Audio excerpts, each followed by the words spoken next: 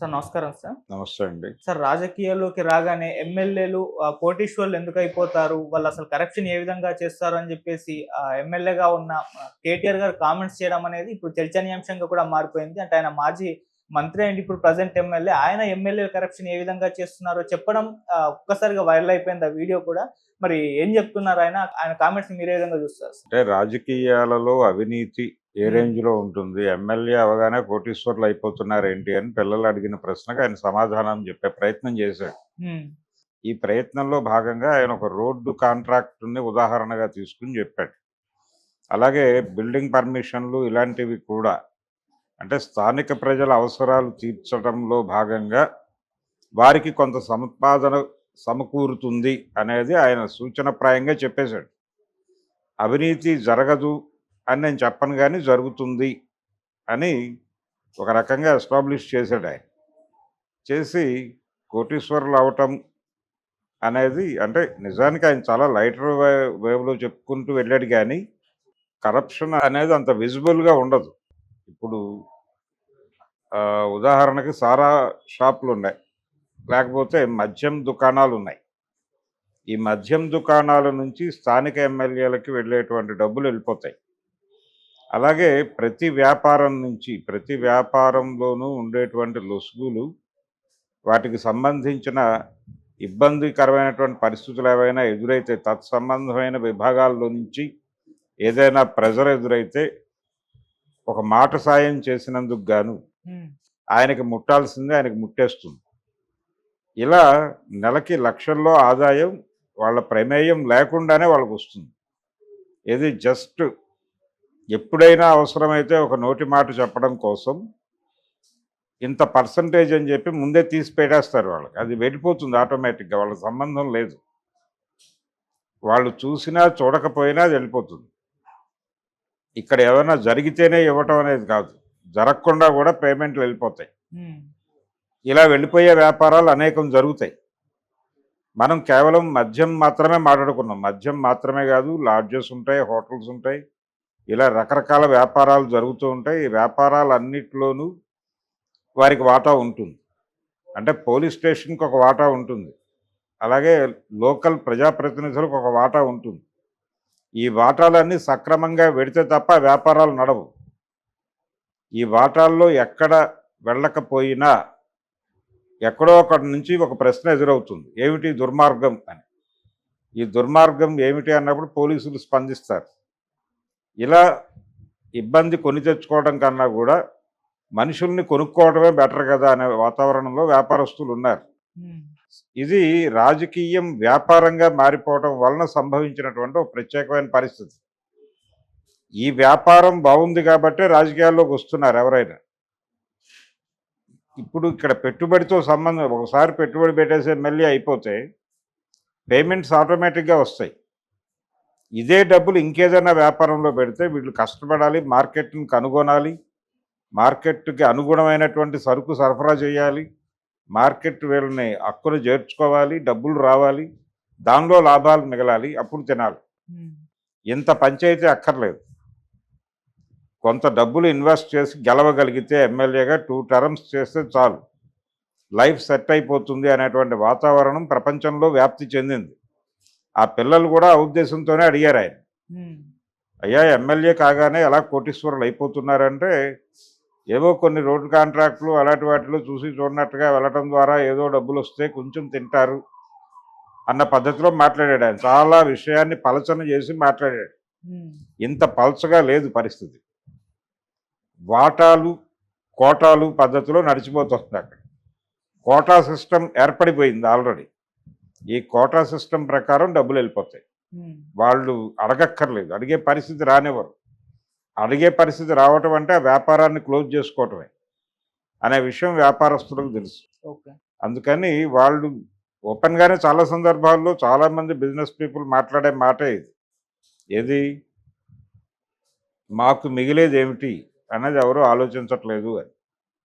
కాబట్టి మాకు మిగిలేదేమిటి అనే ప్రశ్న ఉంది మార్కెట్‌లో. అందుకని రాజకీయం వ్యాపారంగా మారిపోయింది. ప్రతి చోట జరుగుతోంది. ఇది ఎమ్మెల్యే స్థాయిలో వీళ్ళు మాట్లాడుతున్నారు. ప్రభుత్వాల స్థాయిలో వీళ్ళు ప్రభుత్వానికి చెందినటువంటి భూమి ఏదో ఒక కంపెనీకి ఇవ్వడం ద్వారా ఆ కంపెనీకి ఏ పద్ధతిలో ఇస్తారు? దాన్ని కొంత సబ్సిడీతో ఇస్తారు. అది కూడా లేకుండా ఇచ్చిన సందర్భాలు కూడా ఉంటాయి.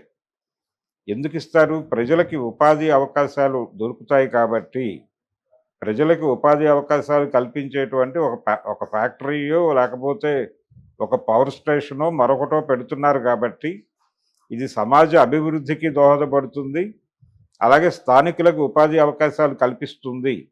ప్రజా సంక్షేమం దృష్ట్యా ఈ భూమిని మేము ఈ నామమాత్రపు ధరకి వీరికి ఇస్తున్నాము అని ఇస్తారు. ఇది ఇచ్చినందుకు గాను వీరికి కొంత ఆర్థిక ప్రయోజనం చేకూరుస్తారు వారు అనివార్యంగా. ఈ డీల్ సెట్ అయ్యాక ఆ డీల్ సెట్ అవుతుంది. చెప్పేదేమో ప్రజల పేరు, వ్యాపారం జరిగేది వీళ్ళ పేరుతో, డబ్బులు ముట్టేది వీళ్ళకి. ఇలా డబ్బులు ఈ పంపిణీలో స్థానిక ఎమ్మెల్యేలకి వాటాలు ఉంటాయి. ఆ వాటాలు వెళ్ళిపోతాయి వాళ్ళకి. వాళ్ళ రోజువారీ యాక్టివిటీలో నుంచి డబ్బులు స్పిన్ అవుతాయి. ఆ స్పిన్నింగ్ డబ్బుల్లో కూడా వీళ్ళకి వాటాలు వెళ్తాయి ఎమ్మెల్యేలకి. ఇందుకని ఎమ్మెల్యే కావడానికి ఉత్సాహపడతారు ఎవరైనా. ప్రజాసేవ చేయటం అనేది ప్రోగ్రాం కాదు ఇక్కడ. ప్రజల పేరుతో వ్యాపారం చేయటం కోసమే రాజకీయాలు నడుస్తున్నాయి. ఏ పార్టీ అయినా కావచ్చు, తెలుగుదేశం అయినా కావచ్చు, టీఆర్ఎస్ అయినా కావచ్చు, కాంగ్రెస్ పార్టీ అయినా కావచ్చు, భారతీయ జనతా పార్టీ అయినా కావచ్చు. భారతీయ జనతా పార్టీ చాలా ఓపెన్గా రాజకీయ వ్యాపారాన్ని విపరీతంగా ప్రమోట్ చేస్తోంది. ఈ ప్రమోట్ చేయటంలో భాగంగానే వాళ్ళు మొత్తం దేశంలో ఉన్నటువంటి సహజ వనరులన్నింటినీ గంపగుత్తగా తమ చేతి కింద కంట్రోల్లోకి తీసుకునేటువంటి ప్రయత్నం చేస్తున్నారు. రాష్ట్ర ప్రభుత్వాలను కూడా బైపాస్ చేసి మరీ ఇక్కడ ఫెడరలిజం ఉంది, ఫెడరల్ సిద్ధాంతం ఉంది అనే విషయం కూడా వాళ్ళు పట్టించుకోవట్లేదు. స్థానిక ప్రభుత్వాలను కూడా కంట్రోల్లోకి తీసుకుని స్థానిక వనరుల మీద కూడా గుత్తాధిపత్యం వహించి వాటిని ఎవరికో ఒకరికి వితరణ చేయడం ద్వారా లబ్ధి పొందాలనే ప్రయత్నం చేస్తున్నారండి. అందుకని వ్యాపారంగా మారిపోయిన రాజకీయాన్ని మాత్రమే చూస్తున్నాం. లిబరలైజేషన్ అంటే అదే. లిబరలైజేషన్ చేయటం అంటే గతంలో ఒక సిస్టమ్ ఉండేది. ఎవరైనా సరే ఒక ఫ్యాక్టరీ పెట్టుకోవాలంటే దానికి చాలా పర్మిషన్లు ఉండేవి. పర్మిషన్ రాజ్ అనేవాళ్ళు ఆ రోజుల్లో. ఈ పర్మిషన్ల పేరుతో చాలా వేధిస్తారు.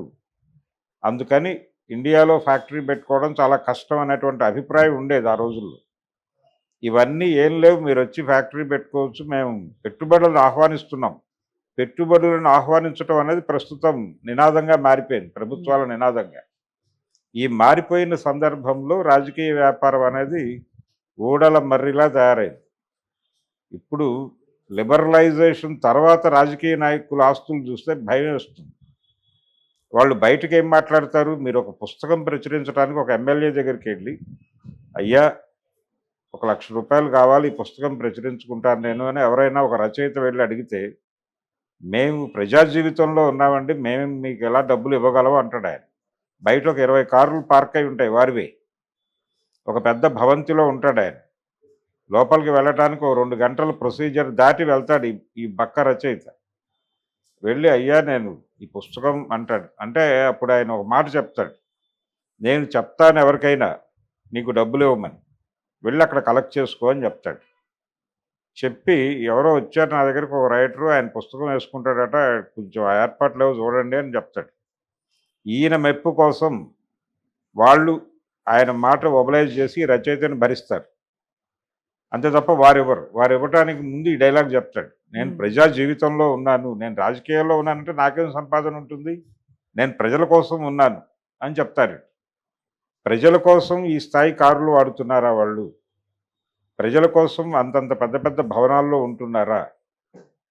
ఏం జరుగుతోంది రాజకీయాల్లో? రాజకీయాల్లోకి రావడానికి ఎందుకు వారసులు ఎగబడుతున్నారు? గతంలో స్టూడెంట్ లీడర్స్ వచ్చేవాళ్ళు రాజకీయాల్లోకి, విద్యార్థి రంగం నుంచి సెకండరీ లీడర్షిప్ వచ్చేది రాజకీయాల్లోకి అన్ని పార్టీలకి. ఇప్పుడు సెకండరీ లీడర్షిప్ ఇచ్చేటువంటి విద్యార్థి రంగం మొత్తం కూడా ఒక రకమైనటువంటి కెరియర్ ఓరియంటేషన్ అనే దానిలో ప్రెజర్లోకి వెళ్ళిపోయి అది దారి తప్పిపోయింది. దారి తప్పిపోయిన సందర్భంలో ఏ పార్టీకి కూడా, అంటే అక్కడ విద్యార్థి రాజకీయాలే లేవు, విద్యార్థులకు రాజకీయాలు ఎందుకు అని చెప్పి చంపేయటం మొదలుపెట్టి ఫైనల్గా అసలు విద్యార్థులకి రాజకీయాలు అవసరం లేని ఒక వాతావరణం కల్పించారు. కల్పించిన తర్వాత అక్కడి నుంచి సెకండరీ లీడర్షిప్ రావడం మానేసి వారసులు రాకడ పెరిగింది. ఈ వారసుల రాకడ పెరగటం అనే దాని వెనకాల పద్ధతి ఇదే. వాళ్ళు విదేశాలకు వెళ్ళి చదువుకుంటారు. లోకేష్ విదేశాలకు వెళ్ళి చదువుకున్నాడు కదా, కేటీఆర్ కూడా విదేశాలకు వెళ్ళి చదువుకున్నాడు కదా, మరి ఇంకేదో చేయాలి కదా. వాళ్ళు రాజకీయాల్లోకి ఎందుకు రావాలి? ఒక పెద్ద అద్భుతమైనటువంటి పరిశ్రమ పెట్టి నువ్వు 10 మందికి ఉపాధి కల్పించడం, ఆ పనుల్లో ఉండాలి కదా. కానీ రాజకీయాల్లోకి ఎందుకు వచ్చావు? ఆ వ్యాపారాల్లో లేని ప్రాఫిట్ ఇక్కడ ఉందని తెలిసి. జగన్మోహన్ రెడ్డి ఎందుకు రాజకీయాల్లోకి వచ్చాడు? ఆయన కూడా ఈ టేస్ట్ అందింది ఆయనకి. రాజకీయాల్లో ఉన్న రుచి తెలియటం చేత ఇక్కడే ఉన్నాడు ఆయన. ఆ రుచి తెలిసినటువంటి వాడు ఎవడు దీన్ని వదిలి వెళ్ళడం. రుచి మరిగిన కుక్క ఇల్లు వదలదు అని చెప్పి ఓ సామెత ఉంది. ఆ పద్ధతిలో రుచి మరిగిన రాజకీయ నాయకులు ఎవరు కూడా రాజకీయ సన్యాసం చేయరు. రాజకీయ సన్యాసం చేస్తున్నామని చెప్తారు కానీ వాళ్ళు ప్రజా జీవితంలోనూ లేరు, ఇంకొక సేవలోనూ లేరు. ఏ ఎమ్మెల్యే కూడా ప్రజాసేవ చేస్తున్నాడంటే నిర్మోహమాటంగా మోసం చేస్తున్నాడనే అర్థం. ప్రస్తుతం అధికార రాజకీయాలతో అంటకాగుతున్నటువంటి ప్రజాప్రతినిధులందరికీ డబ్బులు వెళ్తున్నాయి. ఎక్కడో ఎవరో ఒకళ్ళో ఇద్దరో తేల్తారు మొత్తం దేశం మీద వెతికితే. ఇల్లెందు ఎమ్మెల్యే ఒక ఆయన ఉండేవాడు, గుమ్మడి నరసయ్య గారు. ఆయన అలా ఉన్నాడు. ఆయనకంటే ముందు ఒక ఎమ్మెల్యే ఉండేవాడు, చాపల ఎర్రయ్య అని.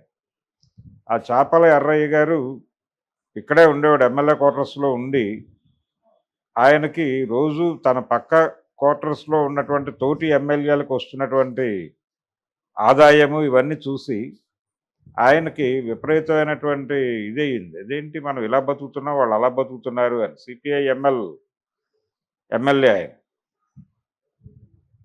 ఇదేంటి మన జీవితం ఇలా ఉంది, వీళ్ళు ఎదిగిపోతున్నారు, మనం ఇక్కడే ఉన్నామని చెప్పి తీవ్రమైన మదన పడుతూ ఫర్దర్గా ఆయన కాంగ్రెస్ పార్టీలోకి వెళ్ళిపోయాడు.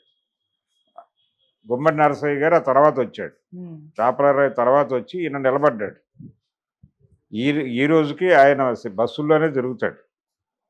చాలామందికి తెలియని విషయం ఏంటంటే ఈ రోజుకి మన బస్సుల్లో, అంటే ఆర్టీసీ బస్సుల్లో ఎమ్మెల్యే ఎంపీ సీట్లు ఉంటాయి.